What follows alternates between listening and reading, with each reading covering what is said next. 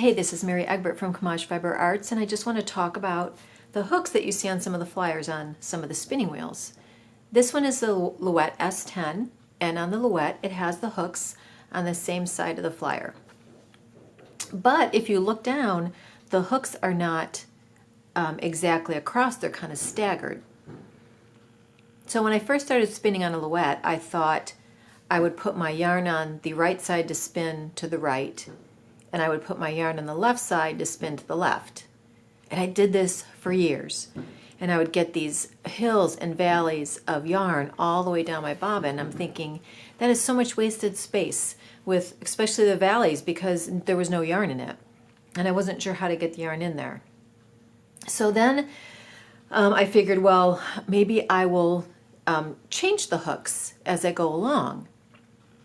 So as I put it in this hook, and then I go to the next, I'm going to go to this one next because this one's further away. This one, then this one, then this one. The yarn started to go on a little bit more evenly. So let me show you, and you can see this with the yarn. My wheel's a little on the loud side. Okay, so I fill that up first, and then I'm going to move it to the next one because this one over is too far away.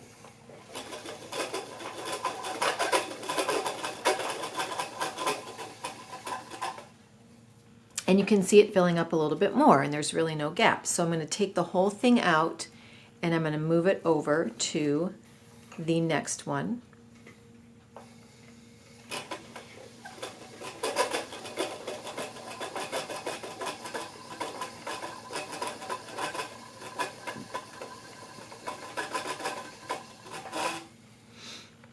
Now there's a little bit of black gap, so what I'm going to do is take this hook and twist it just a little bit towards me so it fills in that space.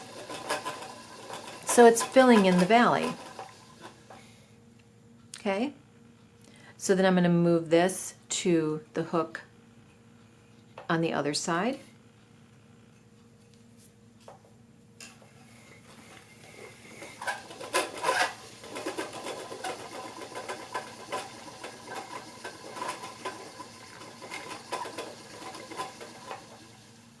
So I have a little bit of black gap, so I'm going to turn this hook a little bit towards me, fill in that valley. So it's filling it in nicely. Then I'm going to go to the next hook.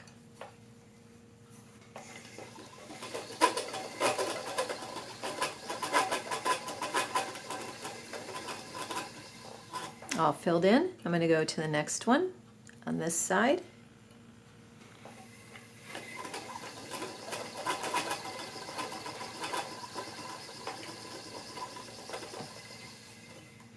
And then you just go from side to side to side. So it really doesn't matter what side your yarn is on for what direction you're spinning.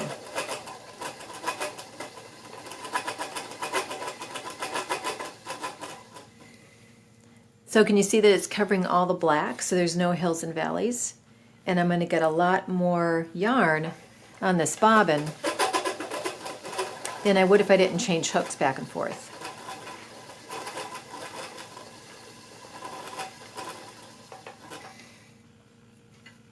Now if you really wanted to get it even more even, again I would move this over a little bit towards me, maybe a little bit that way, so you could actually use every bit of space that you have on this bobbin.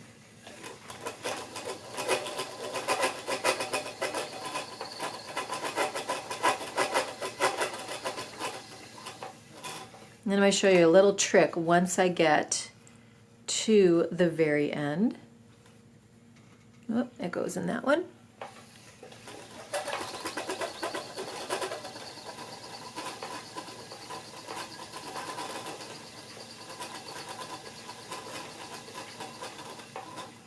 Okay, and the very last hook on this side.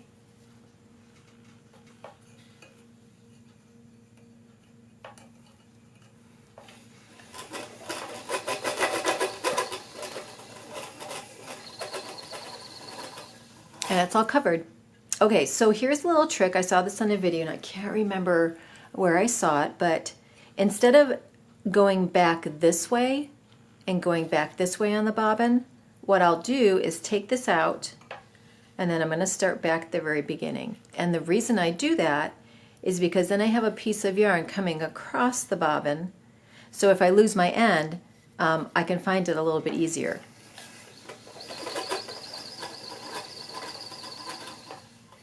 And there's that yarn that's coming across. Can you see that?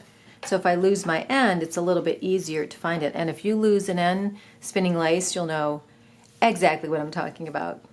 Okay, I'm going to show you my Kromski Sonata, which has a little bit different setup of hooks, and I'll show you how to use those ones.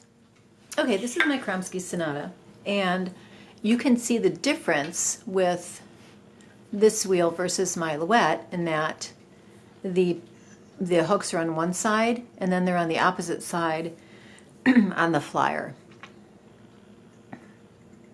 So they're always on the top on the right and the bottom on the left.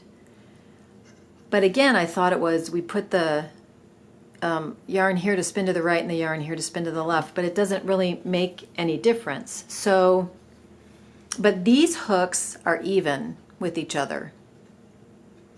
So how you avoid the hills and valleys with this type of flyer is you actually move the hooks. So if I move this hook all the way this way and this hook all the way this way, it'll actually touch each other. So what I do is I'll start with a little bit of a, maybe a little bit of an angle there, and I'm going to spin that on and we'll see how it goes on.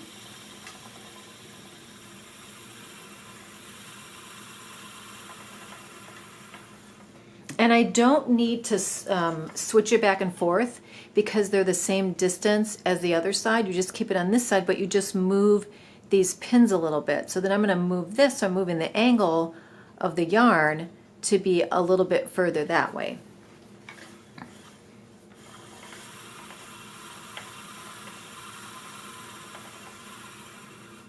And then I can move it even a little bit more, get a little bit higher up on the bobbin.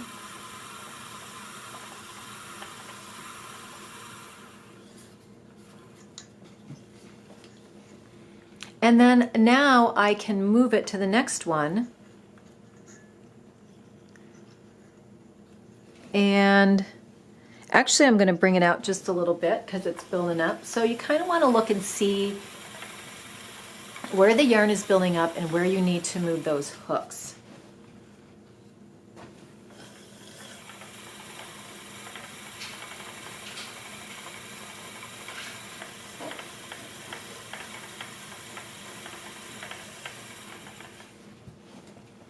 Okay, so then I'm going to move it a little bit more even that way.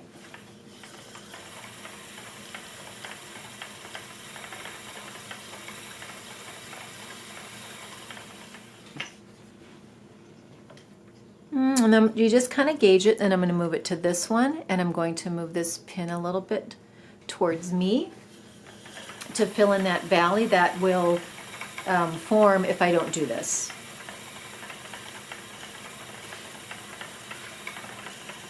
And these bobbins on these wheels, especially the Sonata, they're not all that big, so I want to make sure I'm using all the space that I have available. I'm going to go to the next one, and I'm going to bring it back this way. Now someone said, won't the hooks come loose? Well, you're only moving them a quarter of an inch forward or backward. You're not turning them in a circle, so they're not going to fall out of, you know, the end of your flyer.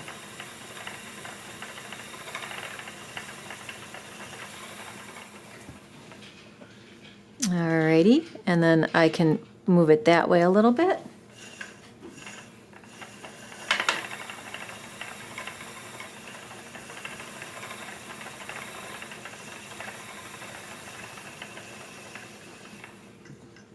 And then I am going to the next one.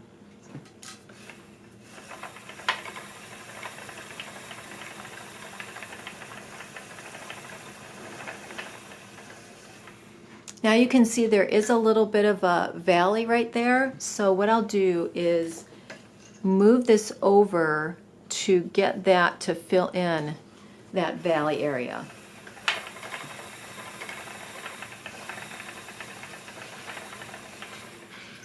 And I may need to even come back to this next one. So there's a little bit of fussing, but if you're able to get more yarn on your bobbin, and you know, sometimes you need 4 ounces on the bobbin.